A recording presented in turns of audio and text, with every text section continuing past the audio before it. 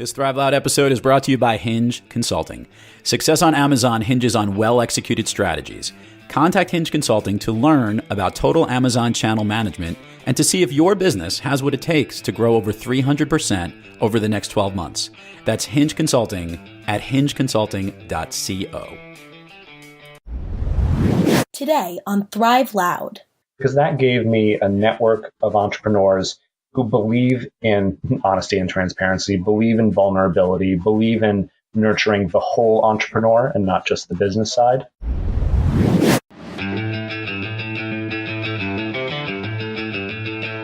Now I'm getting really excited. Okay, this is the part where I'm going to get loud. Holy crap, here we go. I like telling stories. I learn best through experiences. Everything I do is because of everything I did. Talk about having maximum impact while having a ton of fun. When you can net through that, what you do leave behind for your listener will have more impact. Wow, bring it on.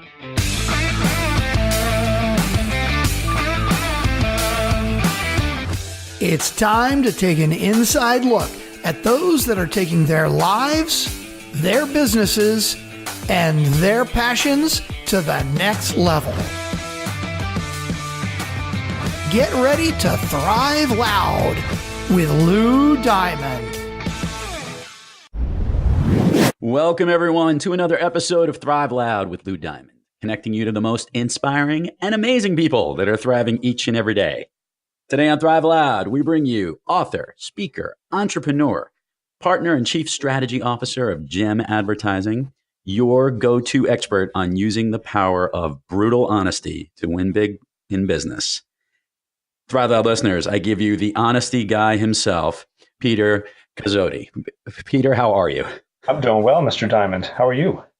I'm doing great. It's a great time of year. We just recently met and through some very interesting connections. And I absolutely am amazed at how much you've achieved in such a short period of time. And I think the Thrive Loud listeners would love to hear it. So I was hoping you can share with the listeners your journey, how you've kind of progressed in your career in such a fast amount of time and where you're heading, because it's pretty neat, some of the things that you're doing. So I'm going to pass the baton to you. I appreciate that. But have you ever heard of the mythological guy that rolled that boulder up a hill forever? That's what it feels like, Lou. I'll tell you that. That's the definition of insanity, right? Doing the same thing over and over. It's the definition of entrepreneurship.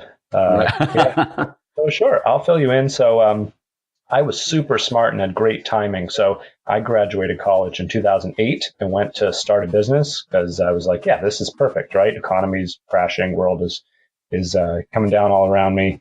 And actually, I think it actually turned out to be a blessing because I've actually never really, until now, I didn't know what good economic times were. So all I knew was there's not a lot of money. Let's make it work, which again, I think is the definition of entrepreneurship, right? Mm-hmm. So when I got out of school, we started at the bottom, and before it was Gem, we were Global Entertainment and Media, and my co-founders and I were making $800 local television spots, like car commercials. Like when I tell you bottom of the barrel, it was bottom of the barrel, and because that was kind of all the work we could get. Like we knew we wanted to be in production. My brother from another mother, he came up from Savannah College of Art and Design to help us start the business and had a film background, and we saw an opportunity.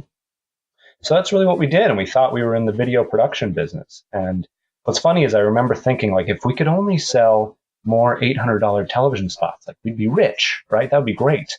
It turns out, Lou, it takes a lot of $800 television spots to build $1 million company, which is why that's just one piece of what we do. So over time, what happened was we were getting hired by other advertising agencies to do their video production.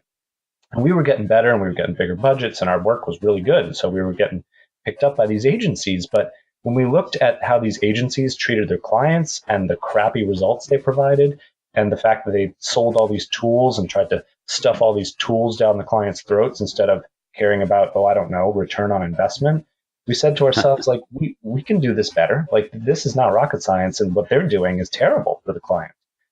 And that's when, I think it was 2013, we decided to start pitching ourselves as a full service agency. Now, mind you, we had absolutely no credentials to do so. I mean, the first client that even invited us to pitch was like, you guys have enough people to handle this, and you know what you're doing. We were like, yeah, we're good. We know what we're doing. We had no idea what we were doing. But even so, not only did we win that pitch against much larger agencies, but we worked with that client for many years and tripled their attendance at their events. And I mean, it was just a really great partnership. And from there, we kind of just kept accelerating and played with different industries and developed a model for fast growth, which is really what we specialize in at GEM. We come in, we find all of your inefficiencies and all the bad ways that you're spending money and create a new plan that has to do with industry domination. That's the stuff that gets us excited. Because honestly, Lou, like everyone thinks it's so hard to grow 5 and 10%. And that's because they're focusing on growing 5 and 10%. Like we find that if we can get clients to understand that it's not that hard to dominate an entire industry, right? Just look at the herd mentality and do the opposite. Actually, the results really come. So that was the story all the way up into when I turned 30, which we'll hold for your next phase. So along those lines, and I do like this, by the way, I'm a big fan of the BHAG mentality, that big, hairy, audacious goal. 100%. And if you send the larger one, the other goals, which are pretty unbelievable achievements in themselves, they feel more like speed bumps as opposed to mountains. And that mentality is great. So just from a scope perspective, you started off with a few guys running GEM, and now it became this much larger GEM advertising agency. What does it look like today? Yeah, now for our second year in a row, we're going to be on the Inc. 5000 list. We have an operation in Vancouver in Canada where we work with the Board of Trade up there and TEDx. And here in the US, we have clients, all over the map. So it's been a great ride. So this is an interesting question, and I'm kind of poking a little bit of fun here because of the fact that in that one instance when somebody asked if you could handle some of this, you said, yeah, sure, we've got this. Mm-hmm. And there's a little interesting transition because you today are known as the honesty guy. So talk to us a little bit about your philosophy and what that is about and that message that you're delivering. And I'm poking fun a little bit, obviously. But by all means. By the way, you did deliver. So you were being honest in a way. So tell us how that's worked into a lot of the messaging that you communicate to in your presentations, your speaking, and in the work you do. Yeah, great question. So my struggle with honesty became something very, very terrible happened to me. I departed my 20s and I woke up one morning and I found that I was 30 years old. This was very bad. And I had a full-on quarter life crisis. And I was like, okay, somehow I envisioned 30 would look like this, but it doesn't look anything like that. Like, and by this time, Lou, like I said, like we had built GEM and it was doing well. And like from the outside, everything looked great. But if I was really, really honest with myself about what I really want, like I hadn't done any of those things. I had spent my 20s telling myself that it was okay to settle, telling myself that like I could be happy in like this like normal suburban home and like going to work every day and like, yeah, I mean, it's not, not ruling the world, but this could be fine, right? Maybe I should just be grateful. Yeah, like that was just not honest with myself. And it took me a lot of months to kind of come out of my funk and even just like unpack all of the lies I'd been telling myself and finally get honest about what I really actually wanted to do with my life. The big, hairy, audacious goals, like you said, the ones that I was, to be honest, scared to admit to myself. And in the year after I woke up out of that, I accomplished more in that 12 months than I had in the 10 years prior. I mean, I just went on a tear and I'm still on a tear. And what I found was that this thing about being honest with myself, it wasn't just about the personal journey. When I started looking around at our clients and at businesses at large and the degree to which they were honest, I was shocked to find that these businesses that were not afraid to be really honest with themselves, about themselves, who they were, who their people are, they were thriving. I mean, they were just crushing it with the results. And big companies like the Ritz-Carlton and Domino's Pizza and the biggest hedge fund in the world were all using honesty to crush it. And I was like, holy crap, like I stumbled upon it. I didn't even know what I was doing, but this is like a big, serious thing. And so this now is the message that I'm trying to bring to the world through my speaking and through my coaching and through the work we do at GEM and through the book I'm writing for 2019. And it's become a cornerstone of who I am. Peter, this is a good question, and I want a clarification too.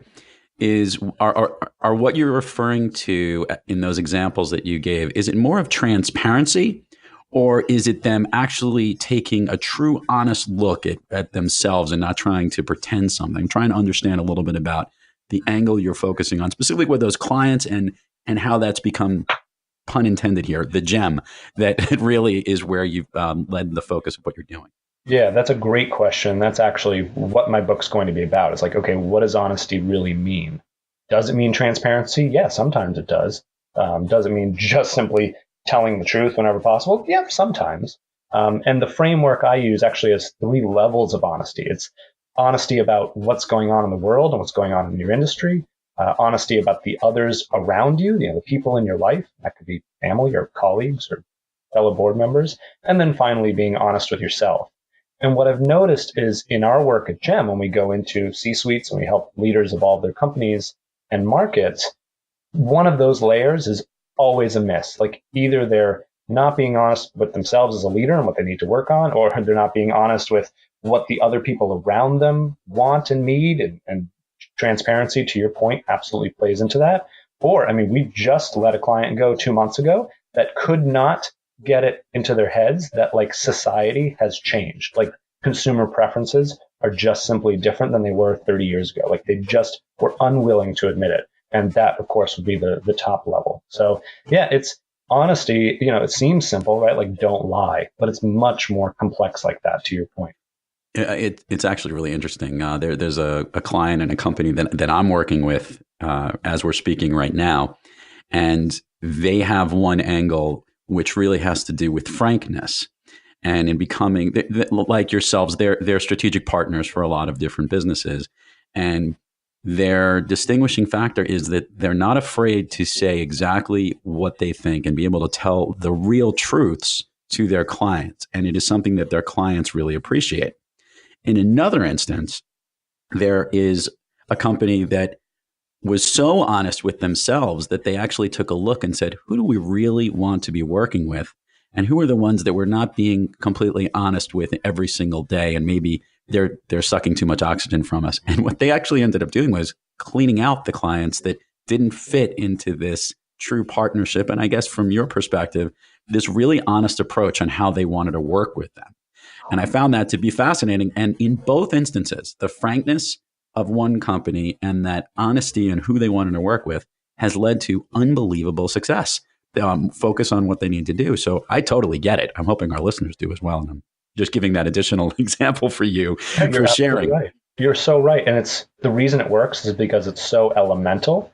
And there are, think about how easy it was to just go like, oh yeah, those clients suck. We don't want them. Let's fire them. And that just opens up a whole other layer. And contrast that with, yeah, we don't really want to work with them, but let's just like keep them attached to us. I mean, who wants to walk around with a 20-pound barbell attached to their ankle? And this is essentially what we do to ourselves mentally when we allow ourselves to not be really honest with ourselves about what we want and who we want to be.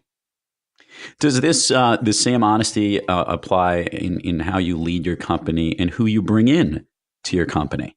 Yeah, for sure. And not only that, but also on the client selection side too. I mean, literally before I jumped on the call with you, I had a prospect ping me, and the first thing I did was go and try to find his values, and boom, honesty and transparency right in the first line. I was like, perfect, you passed the test, and we're going to keep going. And yeah, so from a values perspective, I'm a big believer in values match, and the fact that if there's a values match, most everything else can be overcome in any sort of business relationship. Okay, so now I'm gonna have a little bit of fun here, and I'm only having fun because I know that any of the listeners that are older than you, when they heard, when you hit 30, they all of a sudden got a moment of like where life is. For the Thrive Loud listeners, we won't share my age, but I'm older, and we look at these different moments and milestones in our lives as points of where we kind of look to. So you were unbelievably successful, and still are to this day, and have launched it to a whole new level. When you're having trouble thriving, who do you personally turn to get back on that thriving track?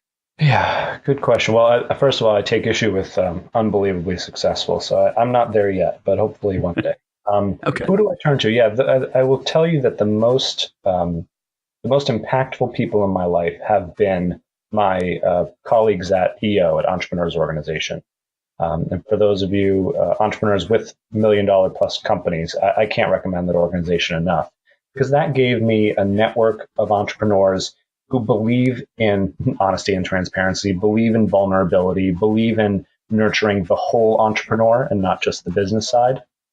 And they have just been overwhelmingly supportive of the entire journey. Because, as you know, Lou, this stuff's hard. It's really that whole adage about it's lonely at the top.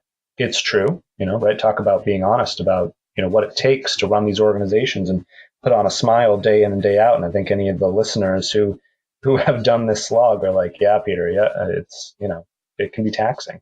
So finding a group of entrepreneurs who really know what it's like to do that is critical. And that's actually why over the past year, I have been building a little coaching practice to help other entrepreneurs unpack their own stuff and get on the fast track growth, use honesty to grow. That was really important to me after I learned everything I learned to say, okay, now I got to help some other people to get on this journey too. And the give back is always, it always feels so much better. It's such a strange thing, right? We think it's the take, but it's always the give that feels better within us. Oh my gosh, so much better. All right. So give us a little bit of a visionary roadmap. And by the way, I'll take offense to the fact that you don't think that you're being amazingly successful. I say this about, you're on the Thrive Loud podcast, my friend. You already are amazingly successful. That's all we have on this show. And all the achievements that you've had up to this point. So that you're there. But those are the types of huge leaps that you keep looking at because you'll always be looking to the top. What's give us a short-term roadmap of where you'd love to get to within the near future for both your business, for Gem, and also obviously for your personal coaching and being the honesty guy. Juicy. Love it. Yes. So let's start with the Gem side. Yeah. So we're, like I said, second year on the Inc. 5000 list. And now that we've got a taste of that kind of volume, we would love to go to the $100 million level. We've set a really lofty goal there, but we see other companies. I'm always the guy who looks around and goes like, those people did it. If they did it, I can do it. So, we just got to figure out the method. So that's what we're doing now, which is really exciting. On the personal side, I have my book coming out in 2019 called Honest to Greatness. And there are so many kick-ass interviews in that book from, like I said, everyone from Ray Dalio, the owner of the largest hedge fund in the world, all the way down to Charlotte McCourt, who was an 11-year-old Girl Scout that sold 30,000 boxes of cookies by telling her customers, listen to this, by telling her customers that half the cookies she was selling were terrible and that they should not buy them. That's how she sold so many cookies. A remarkable story. I might have to get her on the show. I've actually heard about her. Let me know. She's boxes. Amazing. She's amazing. I'm happy to hook you up with her. And then also on the personal side, building my coaching practice is huge. I love working with younger millennial entrepreneurs. And, I say millennial, but actually anyone under 38 right now is a millennial. Fun fact. So somewhere there's a 38-year-old listening going like, I don't want to be a millennial. Take me out. I just recently I had the great opportunity to hear Anna Leota speak recently. She actually came into the to the New York NSA chapter. Anna is one of 19 children, I think 13 originally, and then there was another group of 6 that came in afterwards. And if you think about the times that they are, she became a generational expert, and she talks about this, where the lines are and where people are drawn and all this. This is a question I have for you. As someone that looks at this from the millennial point of view, because you do coach a lot of this, I'm a big believer that it's just the age and the stages that we're at, and everyone's grown up with different issues, and it's bringing those cultures to connect them together. From the honesty guy himself, what's your thought as you're literally in the middle of the crux of what that whole generational business piece is on the potential that millennials have on changing the world? Yeah, I mean, I don't know. To say like they have amazing potential. To your point, we all have amazing potential to change the world. I'll tell you something that people rarely think about with millennials is that millennials are fairly divided, actually. And I hate lumping people into broad categories, but what I've seen is 2 camps. One camp that behaves much more like, I would say, baby boomers, just in how they regard business. They're kind of old-fashioned. They want to read the print magazine, not the digital. They don't really love social media. They're a little financially conservative. And then you have lives with her parents and watches cat videos all day. And there's these and I hate to do those. I do those generalizations partly for to get a laugh, but really I have witnessed this kind of 2 very different kind of millennial, and I haven't heard a lot of people talking about that kind of segmentation. We'll connect the two of you guys together. I think you'll like the conversations.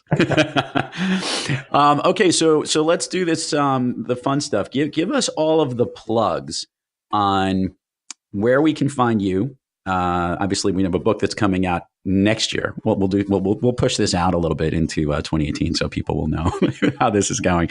But I really want to hear all the places people can find you and learn more about you specifically. Yes, awesome. So I would love for all of you to visit me at peterkozodoy.com/coaching. And if you go there, you're going to see a couple things. First, you're going to see my offer to do a free $1 million breakthrough session. So for any entrepreneur who's like, I know I want to get to $1 million, and I know that's an incredible milestone. First of all, you're right. It is an incredible milestone. It turns out you get a lot of opportunities and resources at that level. And that's why I'm really passionate about bringing people there. And I'm going to give you 45 minutes of my time for free. So go to peterkozodoy.com/coaching and sign up for a session. I love to do those and meet other entrepreneurs. Now, while you're there, I also put an ebook together. Again, totally free. It's in the lower right-hand corner of my site. And it's called Grow Aggressive, the 9 Critical Cheats, Hacks, and Shortcuts of the 4%. And what I'm referring to there, Lou, is the 4% of entrepreneurs who ever make it to $1 million. That's actually, across America, only 4% of companies ever make a 7-figure business. Kind of shocking. Wow. And it does make sense. And I know, because it takes extreme people to do it. It's really hard to do. So sorry, continue. No. So what I did with that ebook is, I learned a tremendous number of things when I finally got over that $1 million mark. And they were all things that if people had told me them before, I would have said, you're crazy. I don't understand what that has to do with business. And I was wrong, and it has everything to do with business. So I swore that when I got those 9 shortcuts together, I would put them in an ebook and make them free for everyone who wanted to read them. So that's there as well. So I want to put those resources into people's hands, as we talked about earlier. I'm really passionate about giving back and making sure people have the resources to get where they want to go, the honesty and the resources. Peter, give us one takeaway you want the Thrive Loud listeners to remember from all your experience and your unique approach to your honesty and the way you think about business. Everything you say to yourself, ask yourself, is that actually true? And then ask yourself, if half the things you believed weren't true, what would that mean for your life? And if you start there, I think you can make leaps and bounds very quickly in your life, no matter how big your goals are. That's awesome. I like that. I like that, asking yourself the truth. It's a good question. I should be doing it every day. Peter Kozodoy, your all-time favorite movie? Yeah, I was torn. I put 2 down. I put Inception and Big Fish. And last night I was thinking about, why did I put those? And I put Inception down because of this whole idea of mindset. I mean, I write about mindset for Inc. magazine. And the thing about Inception was that it's possible to plant an idea in your mind and let it grow. And I think if we did that more, if we just nurtured our own ideas and didn't stop them from growing, but let them grow, we'd be in a much different place. And the reason I chose Big Fish, for any of you who haven't watched it, I highly recommend that movie. Have you seen it, Lou? I have. And it's interesting. You might be the second or third guest on the show that has mentioned this movie. And after I heard it the second time, I actually went and re-watched it. But continue. I want to hear why you particularly connect to that movie. I connected with it because that is a movie about writing your own narrative. I think it was Tim Ferriss that said, don't believe your own story too much. And his point was, whatever story you make up, you're going to believe it. But that also empowers us all to tell ourselves whatever story we want. And so, let's tell ourselves the best story possible and live that story, because it's 100% our own choice. It's really good. And for the listeners out there, I think I'd put it on the list of the movies that you need to see again. There's a lot of these movies which we love to watch, and then everybody has their favorites. But Big Fish is definitely one of those that you can put a different thinking cap on each time you watch it. Going back to Inception, just for a second, by the way, it's probably visually one of the most amazing movies I've ever seen. I mean, these dream within a dream and the folding over of different layers. Mm-hmm. It's almost unbelievable how impressive that movie is. And you definitely start to go deep. It takes dreams and time within the dreams is a whole new level. I thought all of that was just brilliant. So good calls. Sure. I like those. Excellent. Peter Kozodoy, this was a lot of fun. Did you have fun? Hopefully this wasn't too scary and not too painful. Never, not at all. And plus, I have to say, I think you have the coolest name of anyone on planet Earth. I mean, really. Well, we're trying to get the word out there a little bit more. And and I don't know if you know, do you know the whole derivation of Thrive Loud? Do you know? No, tell me. So for the Thrive Loud listeners, I think we may have discussed this before, and I know I've talked about it in other podcast shows. Thrive Loud is exactly the attitude I want people to lead. However, it also happens to be, it was my original handle in social media, and that's really Thrive Lou D, which was Lou Diamond. And most people never get it, and it's starting to get out there a little bit more. But people say you need to say it on the air more. So that is it. But it's that double entendre about the way that I am. I'm loud, I'm vocal, but it's also that little play on my name. So yes, but thank you. As a writer, I'm loving the double entendre. That's great. Peter Kozodoy, this was awesome. Thank you so much for coming on Thrive Loud today. Absolutely my pleasure. Everyone, go get honest with yourselves. I love it. And to all the Thrive Loud listeners out there, until next time, keep thriving onward and upward. And remember, be brief, be bright, be gone. You've been listening to Thrive Loud with your host, Lou Diamond. Make sure to subscribe on iTunes, Overcast, or wherever you get your podcasts. And follow us on Twitter, Facebook, and Instagram at Thrive Loud. Or find us on the web at thriveloud.com.